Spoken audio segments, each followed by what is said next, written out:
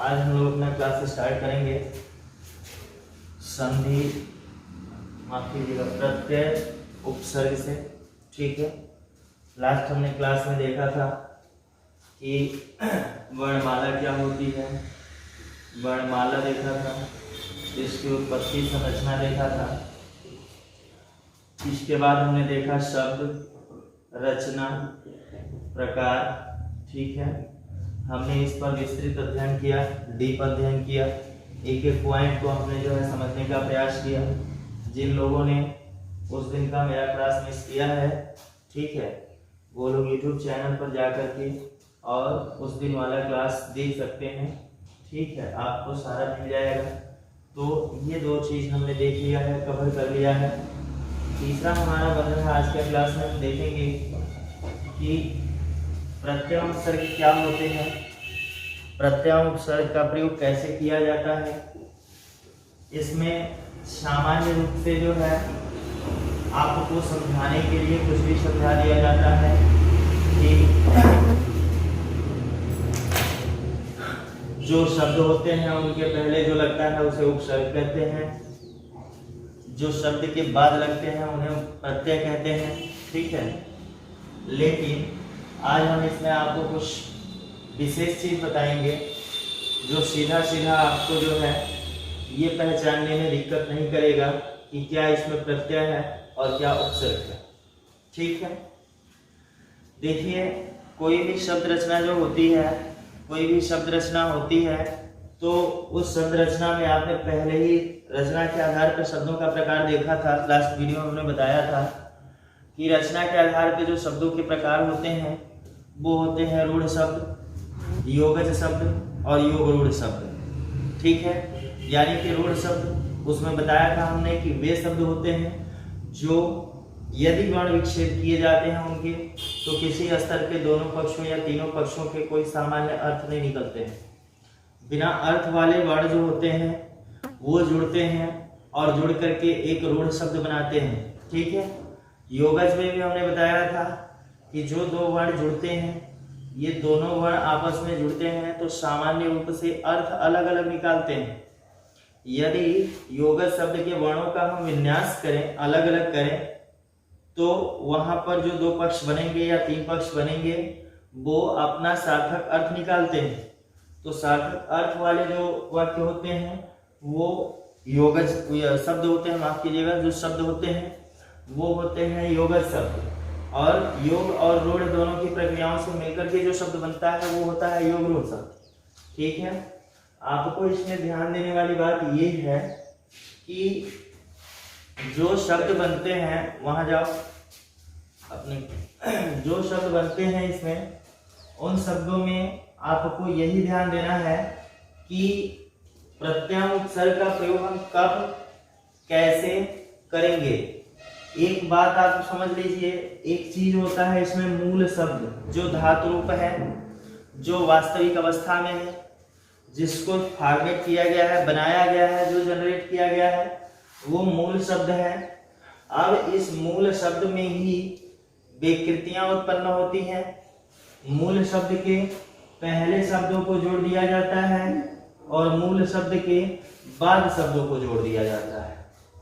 कोई भी मूल शब्द है तो उस मूल शब्द में या तो उसके बाद शब्द जोड़ दिया जाता है या उसके पहले शब्द जोड़ दिया जाता है और उसकी स्थिति और उसके अर्थ में परिवर्तन कर लिया जाता है। तो यहाँ पर हम प्रत्यय उपसर्ग में मूल शब्द ढूंढने का प्रयास करेंगे कि मूल शब्द क्या होता है। ठीक है, इसमें देखिए, मूल शब्द को जानने की बहुत ही सिंपल है, ये बहुत ही सिंपल है ये, जिसको आप आसानी से समझ सकते हैं बिना किसी दुविधा और बिना किसी कंफ्यूजन।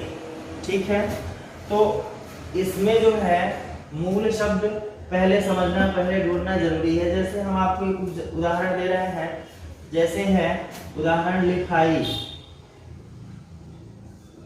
ठीक है, लिखाई, तो लिखाई जो शब्द दिया है इसमें हमें मूल शब्द पहले ढूंढना है।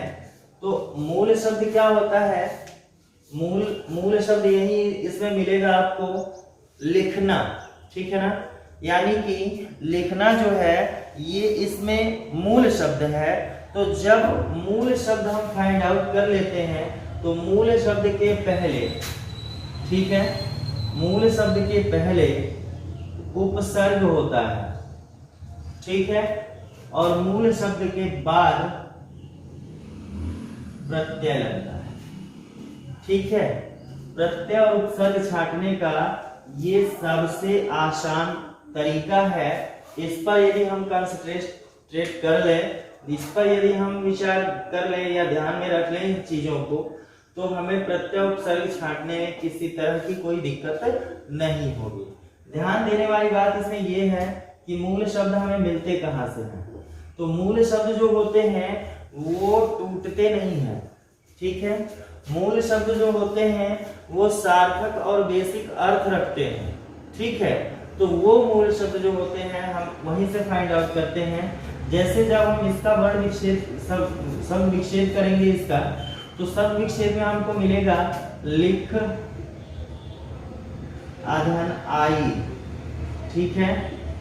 तो आई अलग आ रहा है ना, लेकिन लिख एक धातु रूप है, लिख एक सार्थक शब्द है, एक क्रिया है, एक अवस्था है, ठीक है।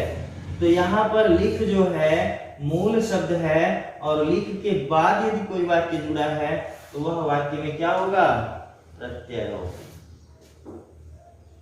समझ में आ रही है बात। मूल शब्द के बाद यदि कोई जुड़े तो प्रत्यय, और मूल शब्द के पहले यदि कोई जुड़े तो उपसर्ग, ठीक है।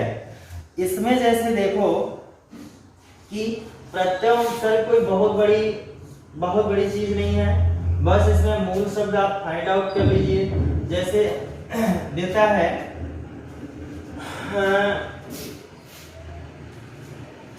उदाहरण, बहुत सारे उदाहरण आपके समझ में होंगे, ठीक है।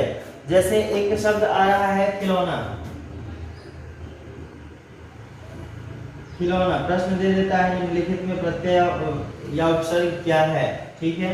यदि उपसर्ग दिया है तो उपसर्ग दे देगा, प्रत्यय दिया है प्रत्यय दे देगा, ठीक है। तो प्रत्यय यदि आपको छांटना है या उपसर्ग छांटना है तो दोनों स्थितियों में आपको क्या करना है। जैसे खेल, खिलौना का होगा खेल, क्योंकि खेल ही तो मूल शब्द है, खेल ही तो मूल शब्द है। अब खेल से ही बनता है खिलाड़ी, खेल से ही बनता है खिलौना, खेल से ही बनता है। तो ये जो खेल शब्द है ये मूल शब्द है, और जब खेल शब्द में ओना शब्द जोड़ दिया जाता है तो यहाँ पर बन जाता है खिलौना, ठीक है।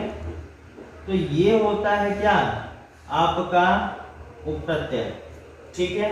ओना प्रत्यय लगा करके जो है यहाँ पर इसे है, बहुत सारे हैं एग्जाम्पल, आप देख लीजिएगा। एग्जाम्पल हमने सीधे सीधे आपको फार्मूला बता दिया है।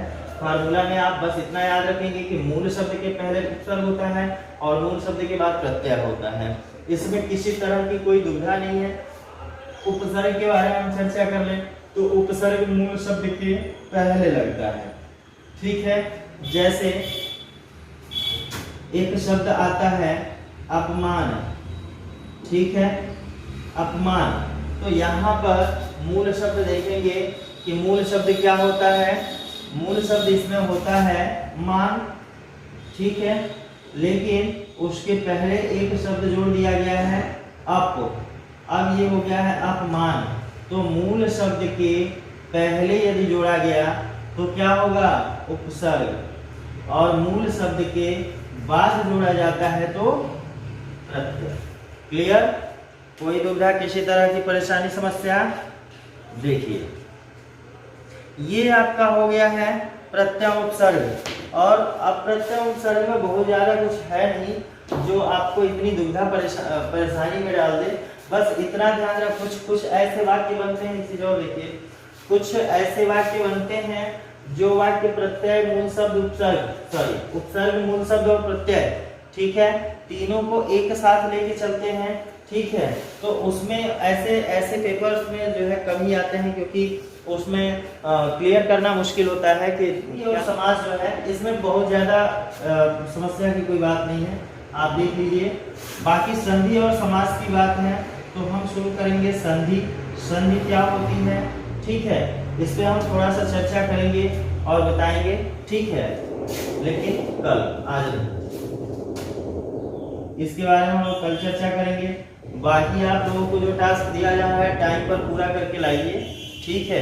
कुछ लोगों ने जो है, हाँ ठीक है, लेकिन कुछ लोगों ने जो है नहीं दिखाया था, ठीक है, तो उसको सब लोग करने का प्रयास कीजिए। हाँ ठीक है।